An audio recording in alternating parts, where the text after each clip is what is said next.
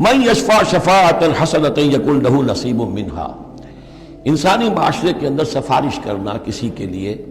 یہ بھی ایک اس کا لازمی سا حصہ ہوتا ہے۔ کوئی شخص ہے، اس کی کوئی احتیاج ہے، آپ جانتے ہیں کہ نیک آدمی ہے، صحیح آدمی ہے، بہروپیہ نہیں ہے، دوسرے شخص کو جانتے ہیں کہ وہ اس کی مدد کر سکتا ہے، آپ جا کر اس کے لیے کہیں کہ اس کی مدد کی جائے، میں اس کو جانتا ہوں، یہ کوئی پروفیشنل بیگر نہیں ہے۔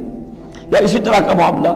کوئی مقدمے کا مسئلہ ہے، آپ کے علم میں کچھ حقائق ایسے ہیں کہ جو فائل کے اوپر جو پولیس نے جو بھی کر رکھی ہے کارروائی، وہ دھوکہ دینے والے ہیں، ڈیسیونگ ہے، تو آپ جاتے ہیں کسی کے پاس اور کہتے ہیں کہ یہ بات یوں ہے، تو یہ کوئی بری بات نہیں ہے۔ اچھائی کے لیے،